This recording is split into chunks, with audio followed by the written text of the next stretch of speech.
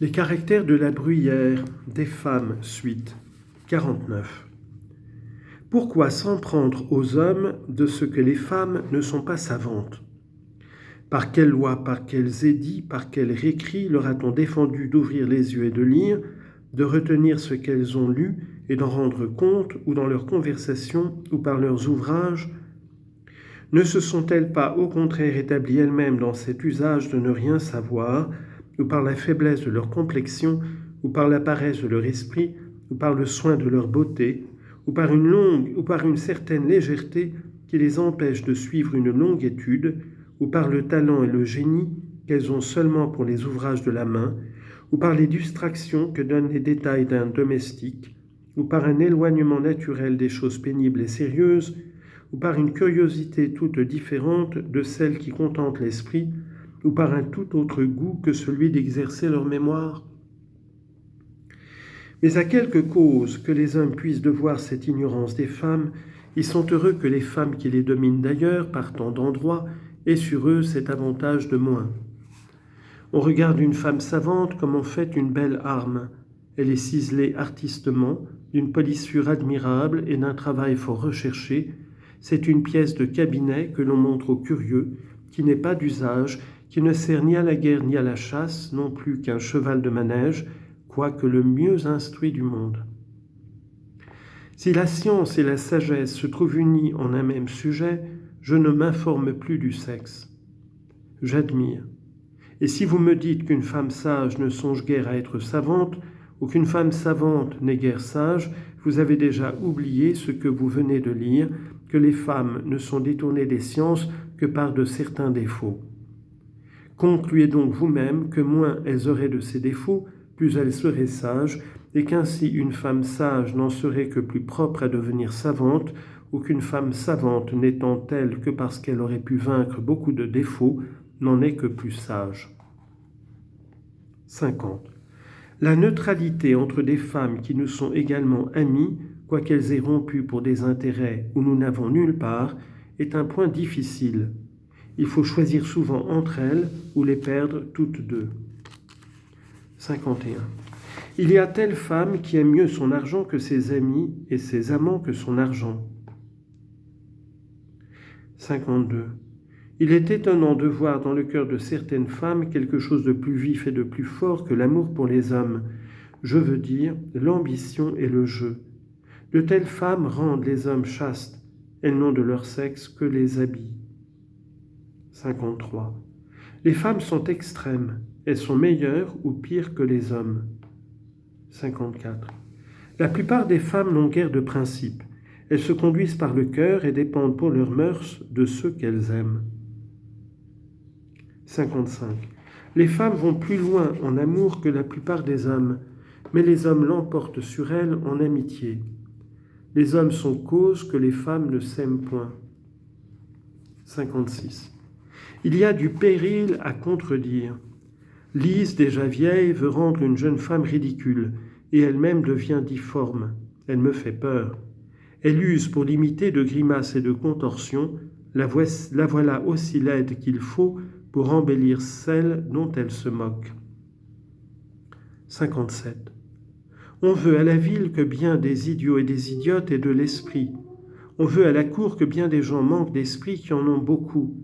Et entre les personnes de ce dernier genre, une belle femme ne se sauve qu'à peine avec d'autres femmes. 58. Un homme est plus fidèle au secret d'autrui qu'au sien propre. Une femme, au contraire, garde mieux son secret que celui d'autrui. 59. Il n'y a point dans le cœur d'une jeune personne un si violent amour auquel l'intérêt ou l'ambition n'ajoute quelque chose. 60. Il y a un temps où les filles les plus riches doivent prendre parti. Elles n'en laissent guère échapper les premières occasions sans se préparer à un long repentir. Il semble que la réputation des biens diminue en elles avec celle de leur beauté. Tout favorise au contraire une jeune personne jusqu'à l'opinion des hommes qui aiment à lui accorder tous les avantages qui peuvent la rendre plus souhaitable. 61. Combien de filles à qui une grande beauté n'a jamais servi qu'à leur faire espérer une grande fortune? 62. Les belles filles sont sujettes à venger ceux de leurs amants qu'elles ont maltraités, ou par de laids, ou par de vieux, ou par d'indignes maris.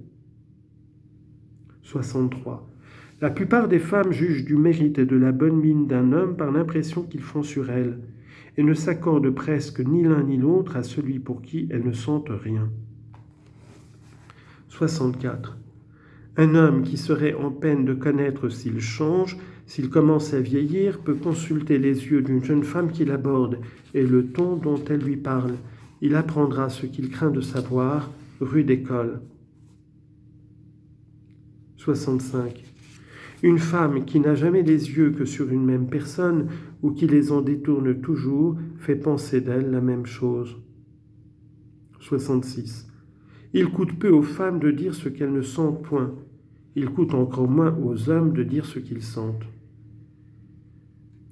67.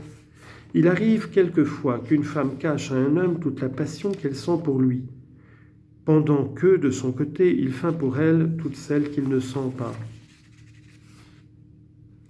68.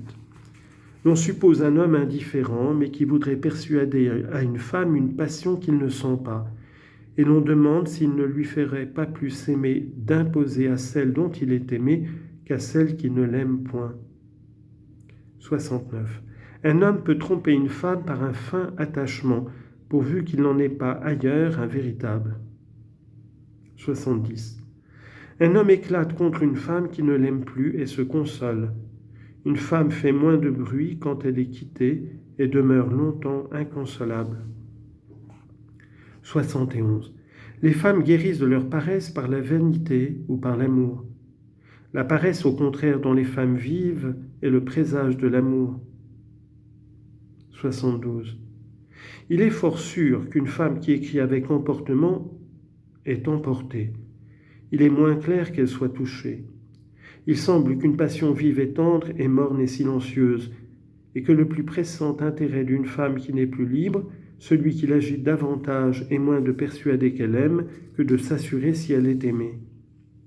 73. Glycère n'aime pas les femmes.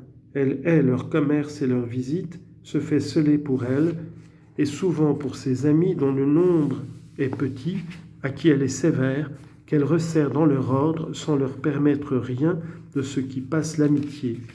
Elle est distraite avec eux, leur répond par les monosyllabes et semble chercher à s'en défaire. Elle est solitaire et farouche dans sa maison. Sa porte est mieux gardée, sa chambre plus inaccessible que celle de Montauron et d'Emery. Une seule, Corinne, y est attendue, y est reçue, et à toutes les heures. On l'embrasse à plusieurs reprises, on croit l'aimer, on lui parle à l'oreille dans un cabinet où elles sont seules. On a soi-même plus de 2 oreilles pour l'écouter.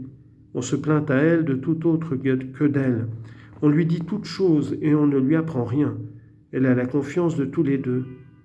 L'on voit glisser en partie carré au bal, au théâtre, dans les jardins publics, sur le chemin de Venouze, où l'on mange les premiers fruits, quelquefois seule en litière sur la route du Grand Faubourg, où elle a un verger délicieux, ou à la porte de Canidi, qui a de si beaux secrets qui promet aux jeunes femmes de seconde noces, qui en dit le temps et les circonstances.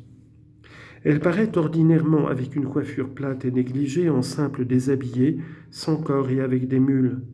Elle est belle en cet équipage et il ne lui manque que de la fraîcheur. On remarque néanmoins sur elle une riche attache qu'elle dérobe avec soin aux yeux de son mari. Elle le flatte, elle le caresse, elle invente tous les jours pour lui de nouveaux noms. Elle n'a pas d'autre lit que celui de ce cher époux et elle ne veut pas découcher. Le matin, elle se partage entre sa toilette et quelques billets qu'il faut écrire. Un affranchi vient lui parler en secret. C'est Parménon qui est favori, qu'elle soutient contre l'antipathie du maître et la jalousie des domestiques. Oui, qui, à la vérité, fait mieux connaître des intentions et rapporte mieux une réponse que Parménon?